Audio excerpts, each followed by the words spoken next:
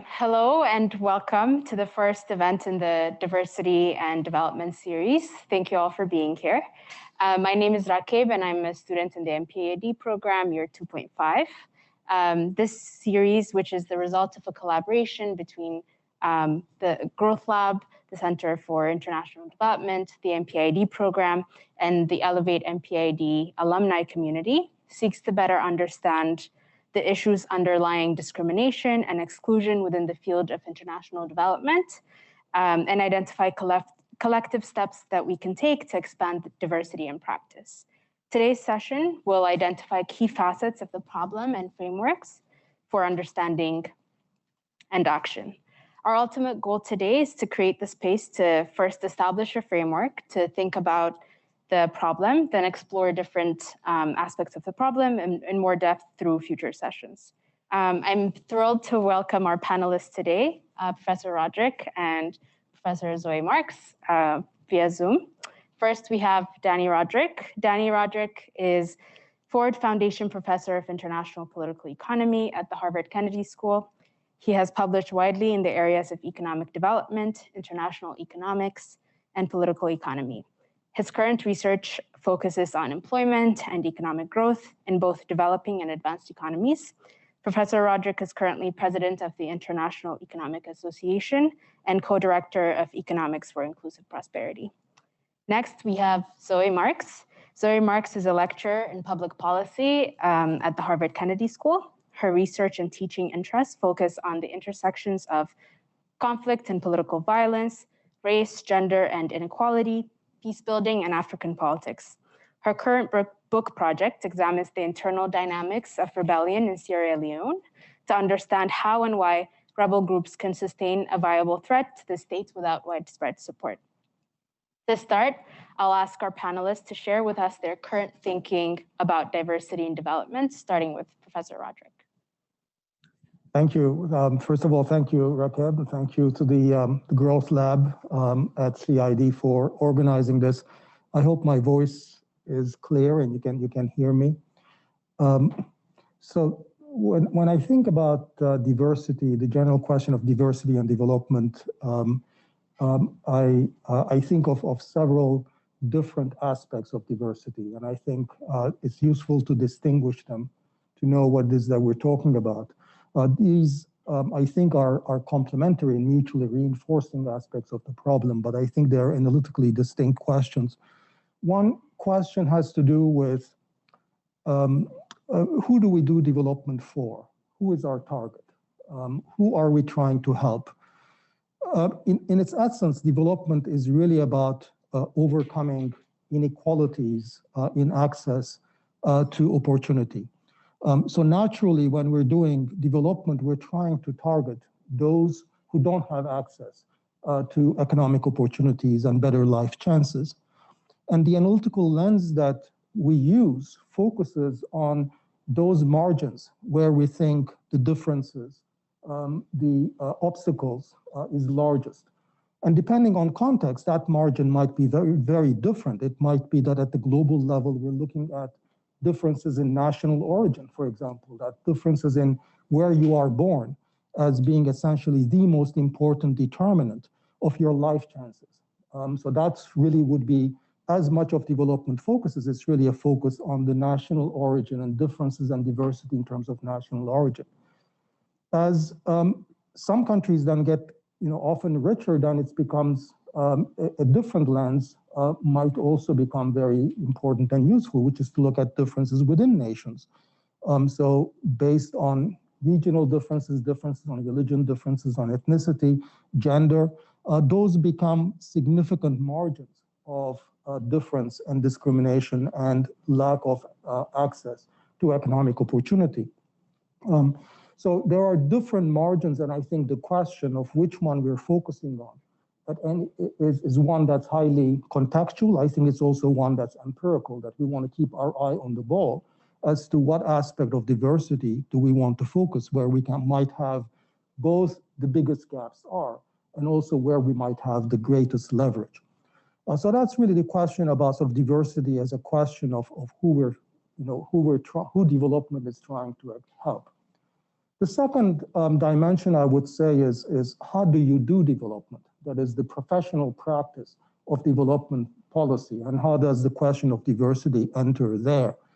And with respect to that question, I think I've long been a proponent of the view that we need different models, different approaches to development, that development is a highly contextual matter, that we cannot have rules of thumb or laundry lists or best practices that we can simply apply to all parts of the world, to all questions that are development related.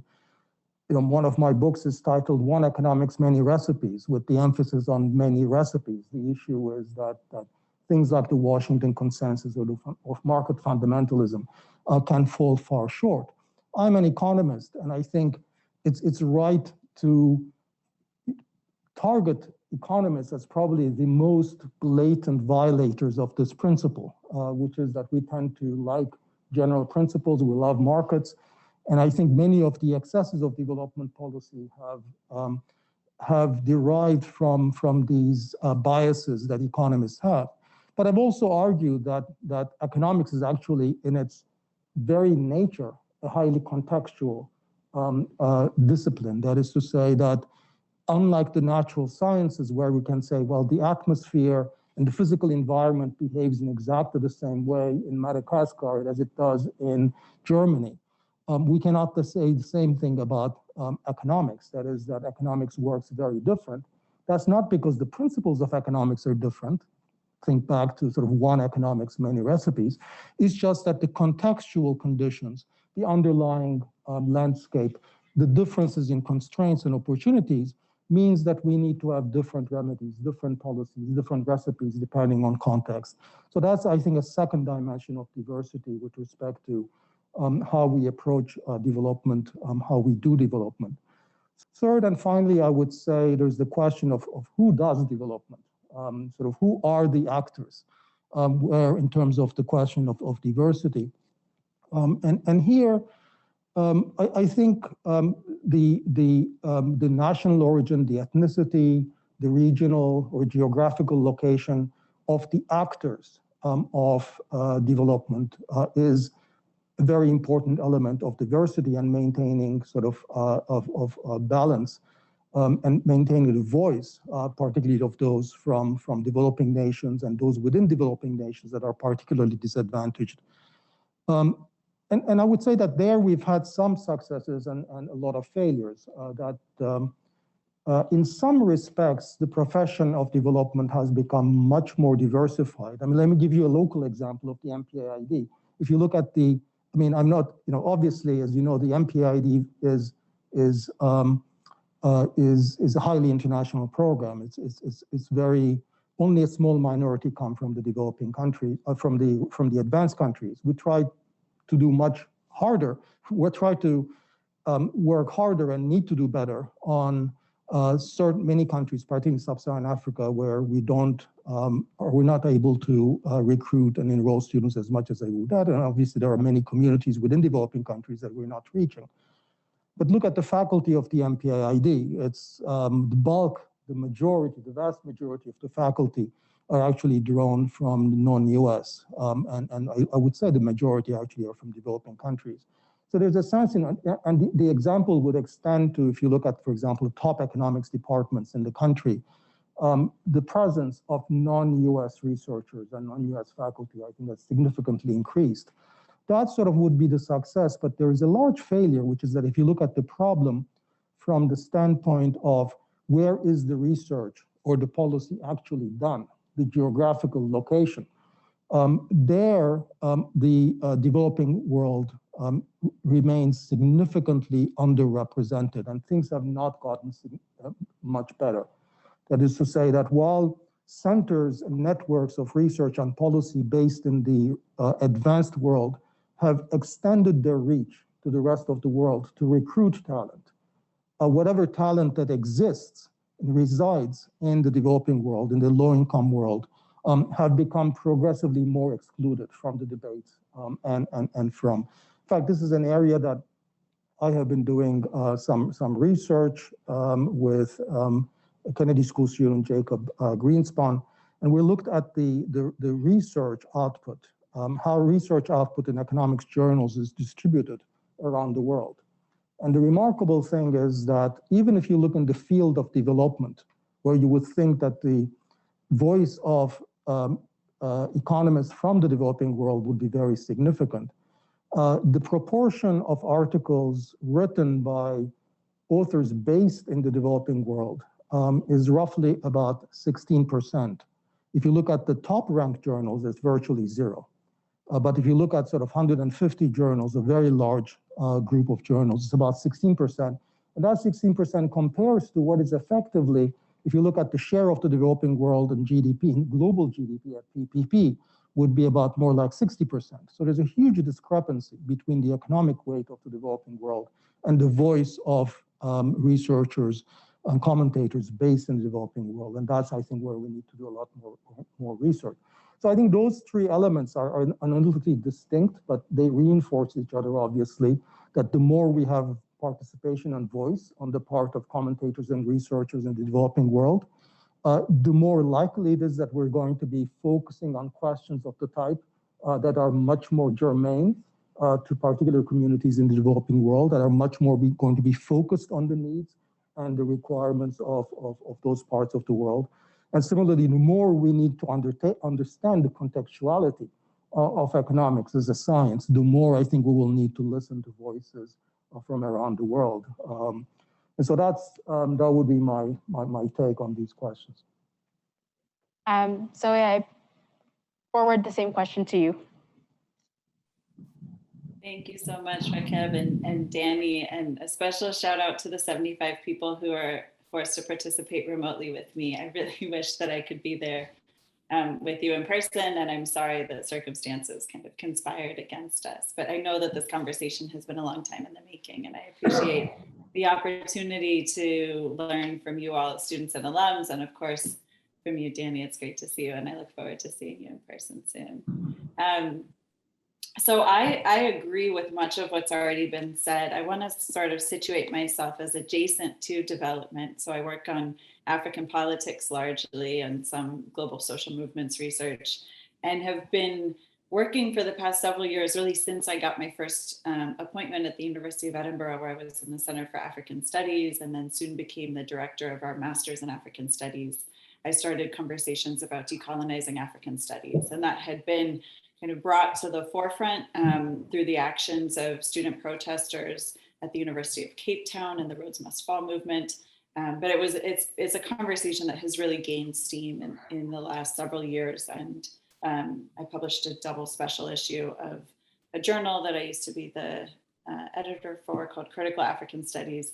So I'll be drawing a little bit on sort of what I've learned from those conversations. I think they're highly salient to development studies and development economics and development as a practice, but they're also in some ways specific. And I think those specificities kind of help to underscore the point about context that Dani was just making. So I'm going to take it back a little bit to sort of the two key things that I think are important for this conversation about diversity and development.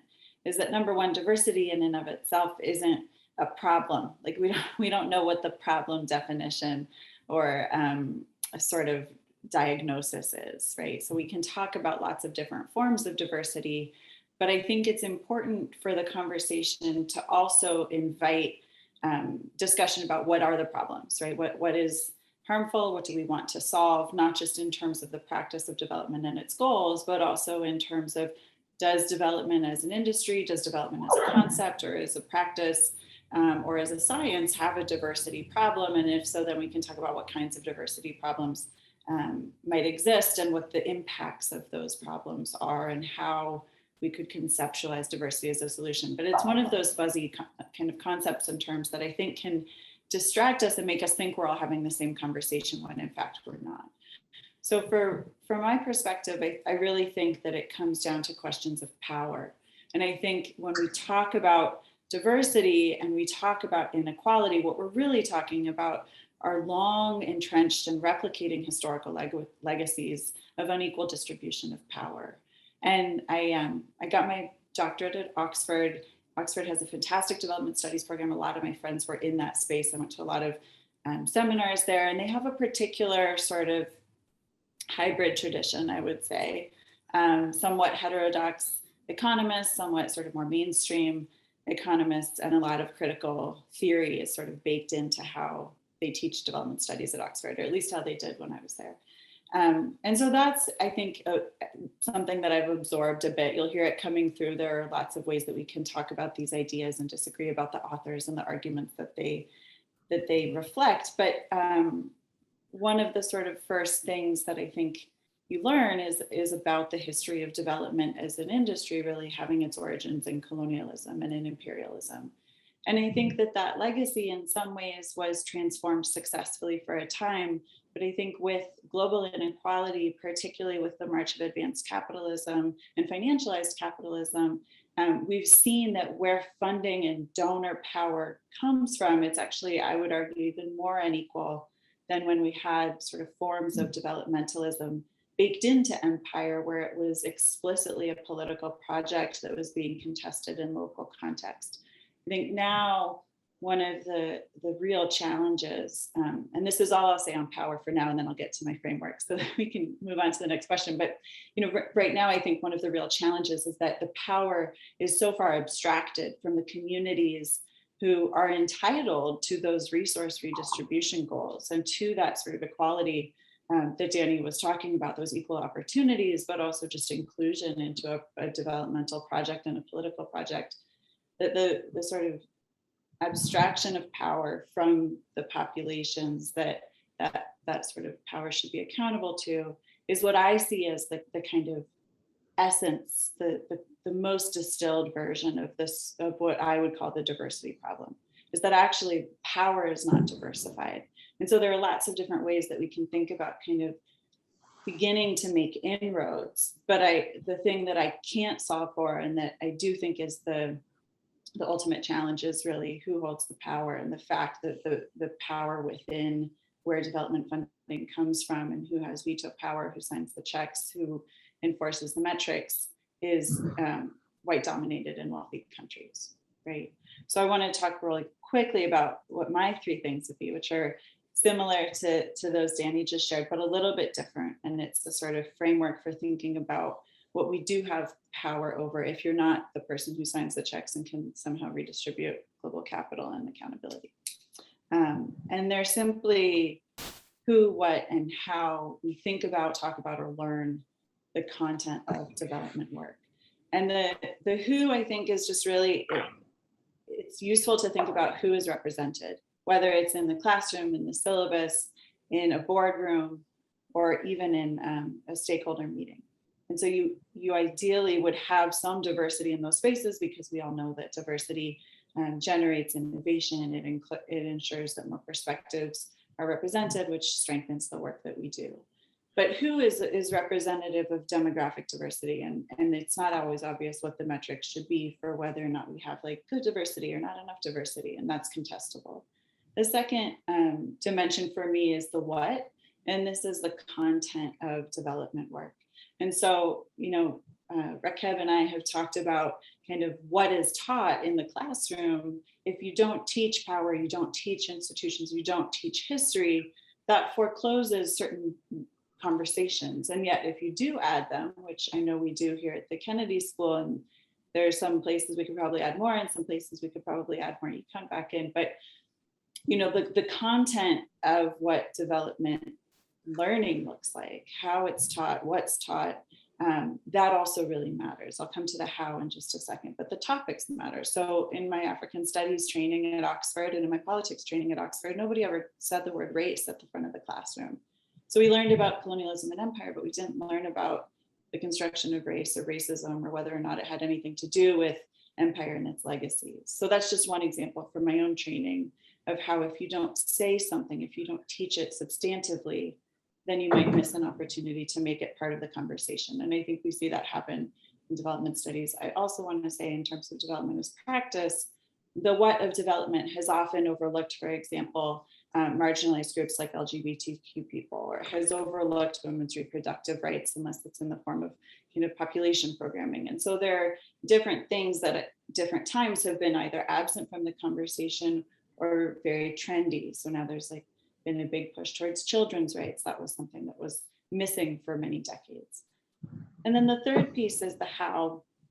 This is perhaps the most abstract, but it's also sometimes the most intuitive. So if we think about who's represented, what is being talked about or provided, and then how, the how is really,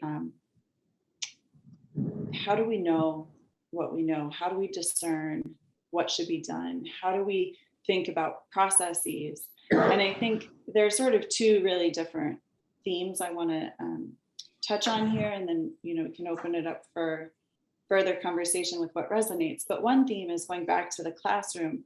The how, if it's seen as economic, is often going to miss some of the texture of culture, of institutions, of history, of how it hits in different local places, right? And so it's not just the very specific context that Dani's talking about, where you also have these highly contextualized programmatic responses that either do or don't succeed, but it's also the how of how something might be introduced as positive change in a place, right?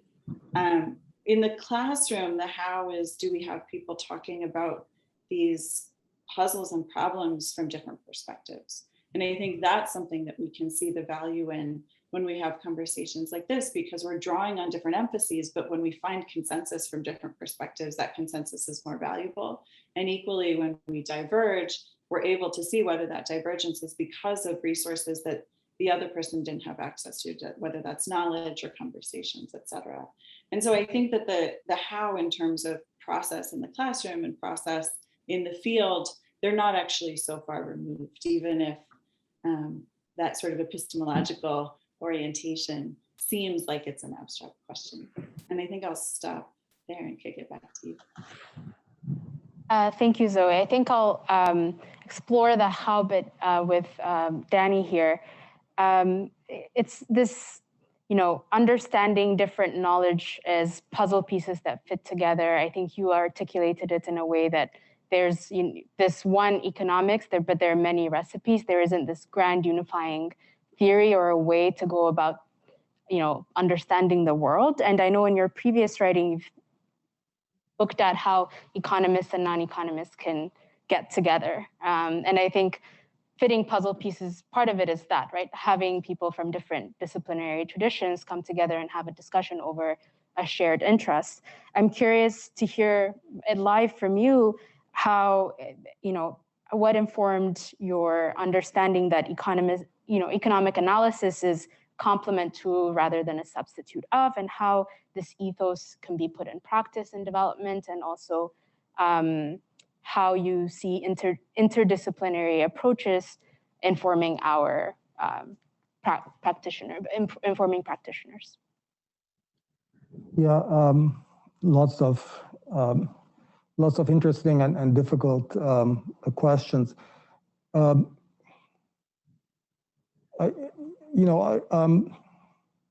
I think economics and economists have had a very kind of a mixed impact on development, and I think there was a period when the approach of economics to the problems of development were very ideological, largely because it was divorced from a lot of detailed empirical work, and it was much more sort of at the level of grand theorizing. So if I had to give an example, I think a good example of this would be Walt Rostow's book on sort of the stages of development or stages of growth. I forget what it was exactly called, but it was sort of a book that I think probably takes off after the kind of colonial experience that Zoe was talking about, but is looking at the developing countries, sort of newly independent developing countries, and mixing a kind of a Cold War logic to it, and which was at the time very, very influential. Today's development practice by economists has gone almost sort of in the opposite direction, which is extremely fine-grained, extremely contextual, extremely empirical, extremely small scale for the most part, and often I think can in fact be criticized for having sort of for looking over some of the bigger themes, the bigger pieces that you need to tie themes together. So it's not exactly, for example, that economists today don't analyze, let's say, the implications of colonialism. I mean, there are some of the most exciting empirical work in development today is looking at the long-term impacts of things like the slave trade or the indentured servitude in Peru on sort of present-day development. But what's missing in some sense is, tying this into a kind of a grander vision. So in some sense, we've gone from one equilibrium to another where I think there's probably, I think it's a better equilibrium, but there's a lot to be criticized. I think my own view on this is that I think economics has become better as a result. I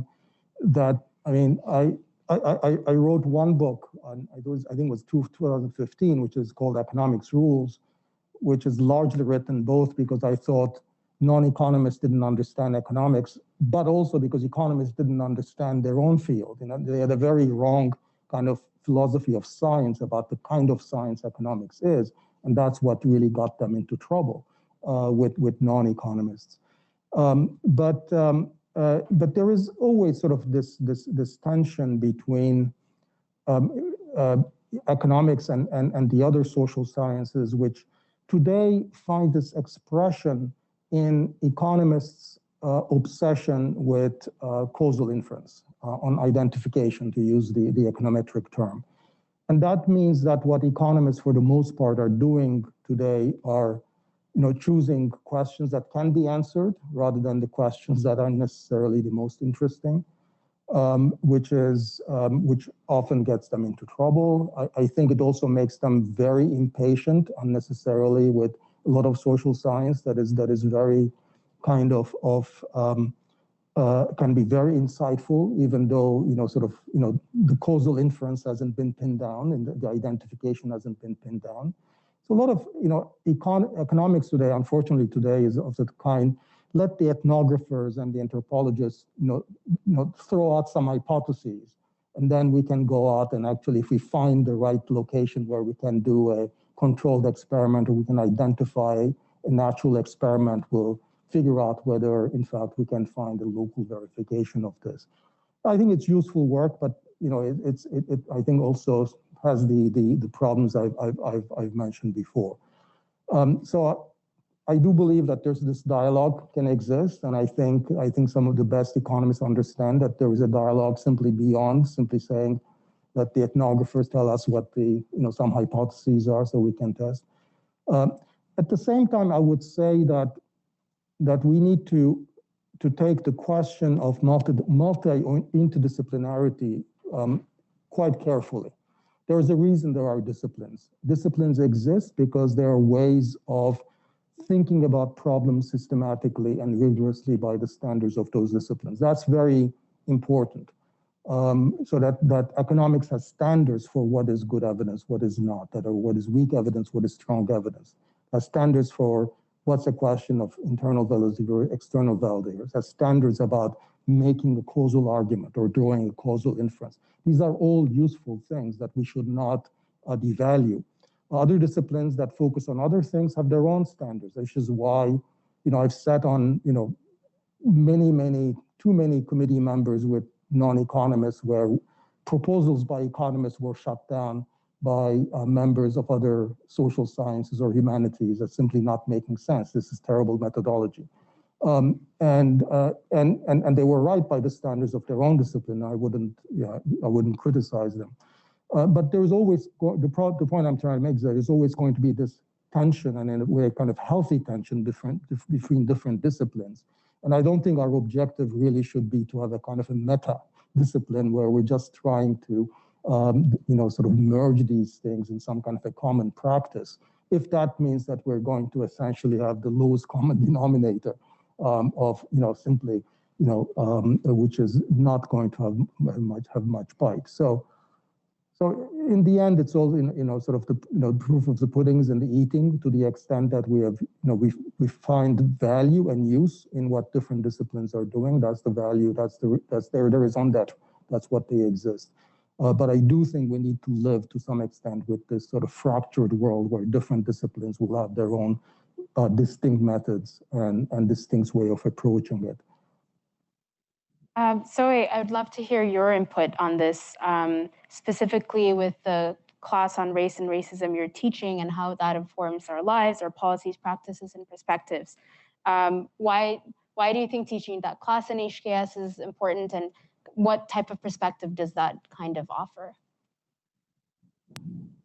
Well, that's a big question 2 days before it starts. So you'll have to come back to me and maybe go to the students in a few weeks' time. But let's see. So I think maybe the best place to start with an answer is, with what I mentioned in my previous comments, that I went through like almost 6 years at Oxford, where racism and race were something that we tried to unpack on our own as students in the pub or in between classes or at somebody's house for brunch on a Sunday. And, that's really, really valuable. And it's important for political and social reasons in terms of the kinds of conversations that it reveals. I happen to have a cohort of students with 3 remarkably divergent Zimbabweans. So one was a daughter of white farmers, 3rd generation. Another was a sort of up and coming Zimbabwean lawyer for the opposition. Another, my friend Rachel, was sort of diehard Mugabe supporter. And there were huge fallouts. And then at the same time, we're trying to kind of have these interpersonal experiences of racism in the UK with like lack of kind of context coming from the classroom. And so zooming out, to me now having the honor and privilege and responsibility of teaching my own students, that experience has really stuck with me. And I had studied African-American studies and racism in my undergrad. I'd done a lot of work and trainings up through kind of middle school and high school. So it was something that I carried with me and cared very much about. Here at the Kennedy School, I think it's important to equip students with some of the basic language that I've had to teach myself, that I've learned through things like, critical race studies and Blackness studies, but also African studies, politics, the study of power, the study of colonial legacies. And, it's as much a course that tries to offer back what I have found most useful in understanding the world, and tries to situate it at the Kennedy School alongside my many talented colleagues who are focusing on race and racism, mostly from a domestic perspective within the US, and mostly through the sort of paradigm of American anti-Blackness. And so this module is race and racism in international and intersectional perspective. And it's trying to put both language and evidence vis-a-vis case studies and examples to the idea that there are multiple racial paradigms around the world, depending on where you are, that racism is something that you can confront in these different paradigms, but also that it's something that affects our global system, right? That it's shaped how resources are distributed. It's shaped center and periphery. It's shaped the types of institutions that are privileged and respected in protecting and supporting the consolidation of capital and how capital moves. And so I'm not an economist, but for the sake of this audience, I think it's worth noting that you can't really talk about race and racism without interrogating capitalism and how it's come to be, and also exploring sort of how it's led to that really severe imbalance in opportunities that our conversation started with, and which is the sort of goal of development work generally, but also in the particular, is to make people more equal, more included, more dignified in their life chances. And so that's what the course will try to do, but it is all too short. It's a 6-week module, and so we'll really just scratch the surface. But I hope that it makes people a bit more conversant, more fluent in the conversation, and also more nimble in thinking about racism in global perspective through the language of institutions and politics. I'll stay with you on this point of kind of seeing this interaction between poverty and discrimination, and that's something Dani also articulated within countries and also across countries. How would you, I guess, how could you deepen students' understandings of the link between these two? I'd love to hear your answer. I'm pointing in this direction, but I probably should point to the camera, but also would love to hear Dani's. So Zoe? Say that again, Racceb. So what's the link how that could you're we interested deepen in this, elaborating? How could we deepen students' understanding of the kind of how poverty and discrimination intermingle? Yeah, well, I think, it's interesting. I take less of a sort of discrimination-oriented approach and more of an institutional and historical approach in this class. And so I think one of the real goals that I have is to go beyond the idea that racism and inequality, intersectional inequality and or oppression, if we want to use the language of power, I go beyond the idea that it's about identity per se, or that it's cultural, or that it's based on individual discrimination. And I actually am drawing on some of that research that Dani was just mentioning, some of the exciting work that's been done. One of our Harvard's own graduates, Laura Doronencourt, has looked at the legacies of both colonialism and the transatlantic slave trade and what some of the institutional effects have been. We're talking about caste and the Haitian Revolution in the first two classes, actually in reverse order, starting with Haiti and moving then to caste systems. And what I'm trying to help students understand is really just the way that structures shape access to opportunities and resources. So even without discrimination, if you have persistent social hierarchies that are reinforced by the laws and the traditions sort of hand in hand in a state context. So that's where the state comes in, is because the institutions are hard, they're not just soft institutions. Then without anyone being sort of meaningfully discriminatory, we perpetuate these systems of oppression and inequality. And so then it's a question of, well, how do the institutions need to change, or why have institutional change-making attempts failed? And that's where I think Haiti is a really interesting case, because you actually see these very, very divergent views of what Haiti should look like as a nation at its inception, almost at the same time as you have the French Revolution and the US Revolution, right? So Haiti was right on the heels of that. And you can think about Haiti within the world as an independent Black nation of freedmen and self-emancipated enslaved people who were denied that sort of equality on the international level. And so we then go into the caste system, which looks at it within a social structural level. And then by the time we get to the second half of the module and talk about intersectionality, that's where we get into the weeds on what your question really started with, which is, how is this discrimination experienced at the individual and also at the group level on a sort of day-to-day basis? And I think that the broader context is essential in order for us to understand why achieving equality in Haiti is going to look very different than achieving equality in Cambridge for the lived experience of that equality, right? And that's where the global inequalities still rule the day. I'll ask the same question to you, Dani, how I guess you can deepen students' understandings and also practitioners' understandings of how poverty and discrimination I mean, when we discuss development in my class, we distinguish between proximate causes or determinants, and I hope you still remember that, Racceb. And deep determinants or deep causes. The proximate determinant of poverty is really labor productivity. And the deeper causes might be much richer. In some cases, it might be that people in a particular country or particular people in a particular region of a country or people of a particular ethnicity or gender are poor, have low productivity because of deep historical reasons or structural factors of the type that Zoe is talking about, that have left them in institutional or contextual settings where they're impossible where they cannot take advantage of economic opportunities that keep them poor because they keep their productivity poor.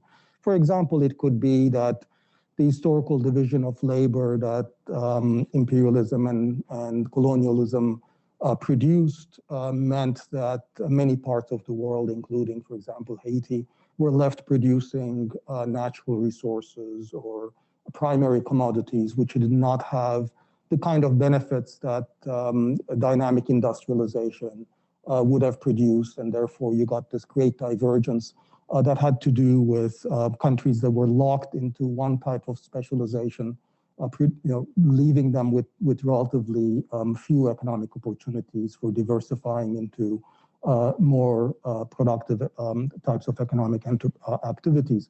So understanding these causal links, these deep causal links, is very important to go from the proximate to the deeper causes. At the same time, I think we need to understand that these are not, that these do exhibit a certain amount of richness, that there are many, many other causal factors, that we haven't exhausted the history of the world economy simply through the kinds of story that I've given, that there is as much variation in levels of productivity or income across countries that have been colonized as countries that have not been colonized, and that there is significant variation across countries that had rather sort of similar historical experiences. So there's a lot of things that happen also during the course of history. And one of the things that I'd like to mention here in particular, because it has to do with what we're doing here in a place like the Kennedy School, which is the role of ideas. I think Zoe rightly emphasized that power is very important. Power structures a lot of the context in which people operate. But I'd like to believe that power isn't everything, that in part, that power is moderated by ideas in at least two senses. One is that it puts limits on the exercise of power, but also it shapes how the powerful thinks about what their interest is. So it actually shapes what they want to do and the extent to which they can do things that are damaging or less damaging to those who are less fortunate. So I think part of it is that, for example, the reason that Japan took a very different route, having started from rather similar, or later after the post-war period, countries like South Korea or Taiwan took a very different route, is that they used somewhat different ideas, very much homegrown ideas about what to do, that was able to, in some ways, overcome some very important disadvantages that they started out with. That's an important lesson because it says that we should not ignore the legacy of history. We should not ignore the constraints that we've inherited. We should not ignore those causal pathways, but we should also be aware that there are ways in which we can introduce agency, we can introduce strategies that also enables countries and nations and groups within nations to do things. So we need to understand those causal chains in their full richness. And sometimes one set of causal arguments will be much more important than others. But we need to have a good understanding of the full library. And that's what I think is important for students to take.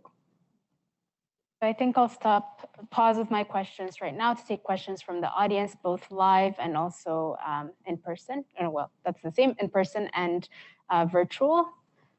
So I think this framework was really helpful where if I'm working at the World Bank or a student doing a thesis on something in social cash transfers in Sierra Leone, for example, but then what if I finish something and I look back and I ask, did I do a good job? Was I aware of the who, the what, the how? Did I think about the framework and the methodological approach I want to do and be true to all of those things? How do I ask myself that question ex post?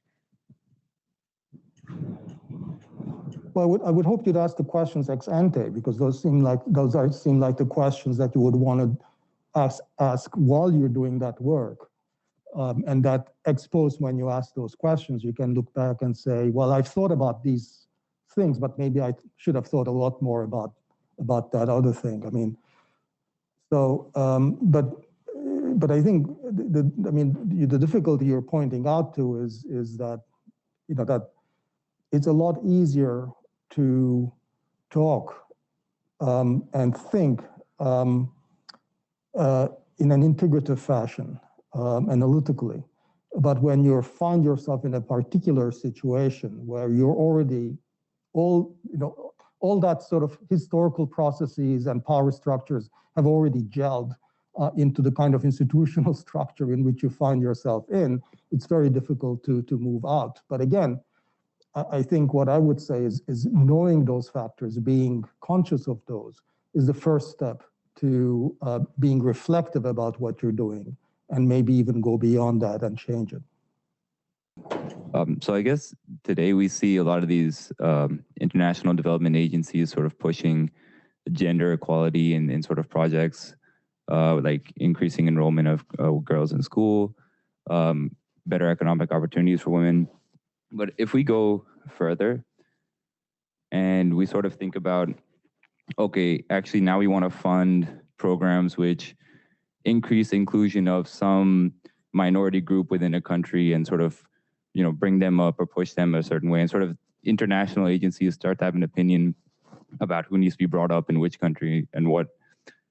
So I'm trying to think about where sort of is the line where these international agencies can push those sorts of agendas, and where does it need to be like a domestic political awakening separate from these international agencies?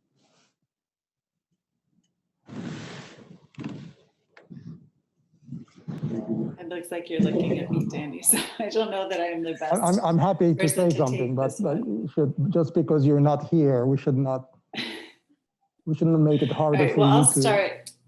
Yeah, I'll start with something small, which first to the previous question, I completely co-signed, Dani, your response. I think it's really about, like, can you bake it into the process throughout? Do you have a team of trusted kind of confidants or stakeholders who you check in with, who are part of your process? And I think that's maybe an answer to the second question. I'm sorry, I can't see you and I don't know your name, but I think it's a tough one. I think that often outsiders, whatever background and wherever the international organization is based, are not always fully honest about how important it is to bring people along and to have organic, if not bottom up, sort of,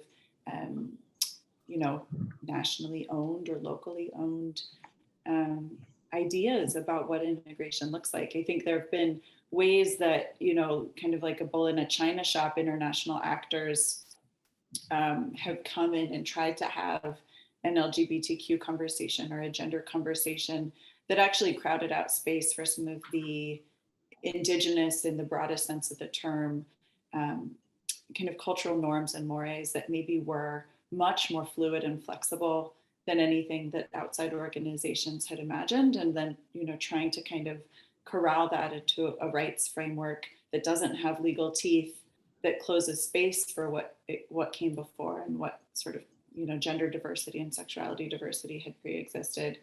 That's just one example that, again, not to kind of always be drawing the line to colonialism, but colonialism created new forms of patriarchy in colonized countries. I mean, it really solidified gender identities and truly, the power of both the economy and politics in the male head of household in ways that in most places it hadn't always been that way. And so I think there's always a risk that we'll repeat pieces of that history because of preconceived notions. And so my advice to those who did not ask is simply try to learn much, much more about how people in communities or identity groups that you seek to serve and uplift are already finding local champions or local avenues for political power and expression or economic empowerment, and try to be part of the kind of coattails rather than the kind of, head of the spear.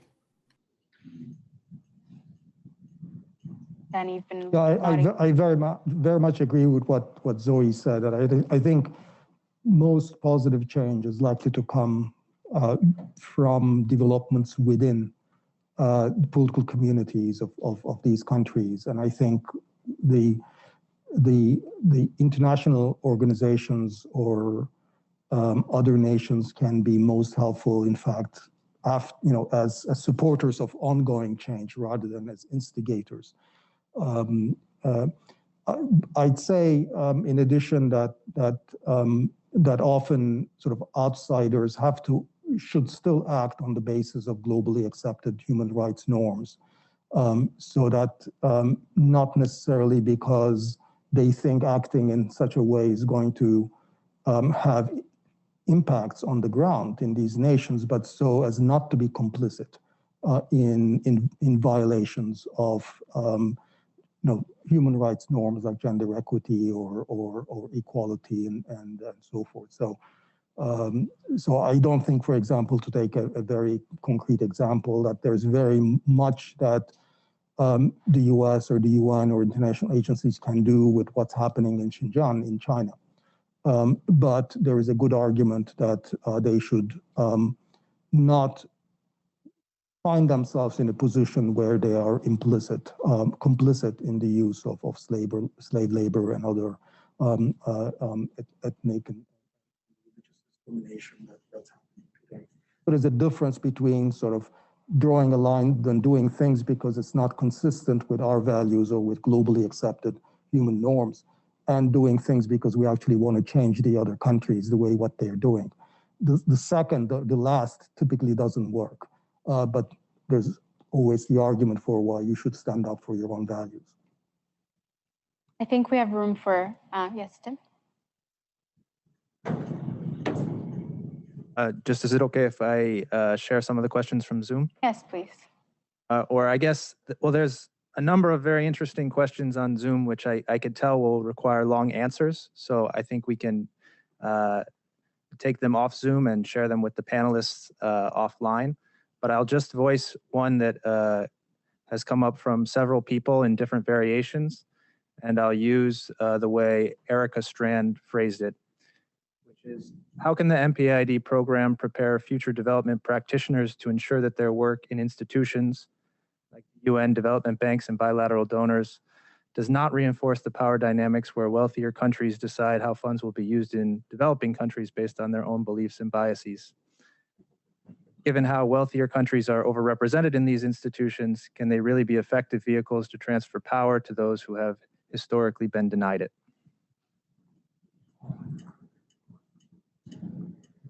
I gather this is a question to the faculty chair of the MPID program. I mean, this is a long discussion, but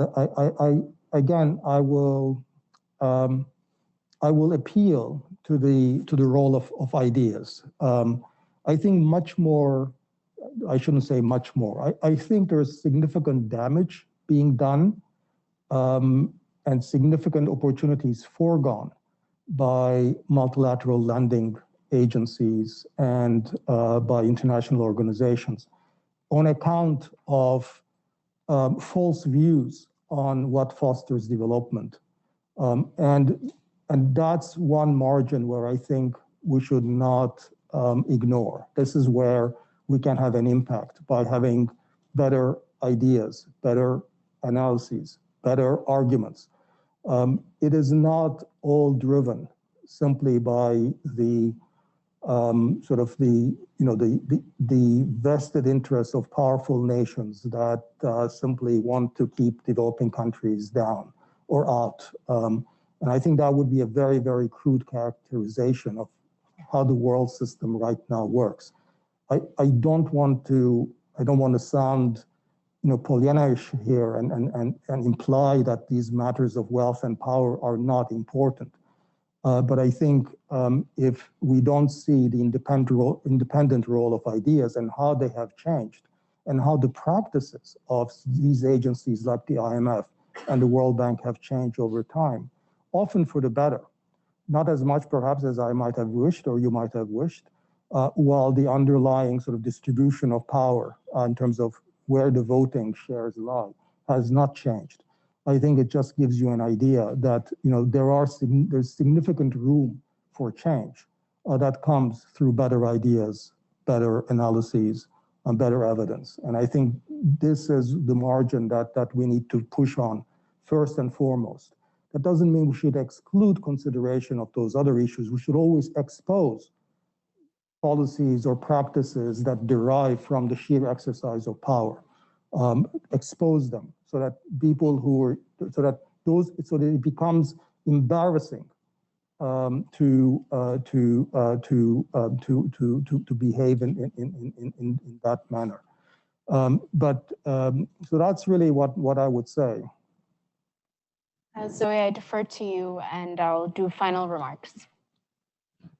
I just want to say, you know, this is part of an ongoing conversation and also the start of a new sort of generation of conversations that you all are convening. And so I look forward to being part of the discussion. And I think I'll go back to the sort of quotidian and simple ways that we can help activate the ideas that Dani's talking about, and is to, you know, have those conversations like the ones that I described, I had with colleagues at Oxford, so that you have accountability partners when you all become powerful and when you all have competing interest groups, and it's hard to actually speak to the stakeholders who should be the sort of beneficiaries to whom you're most directly accountable.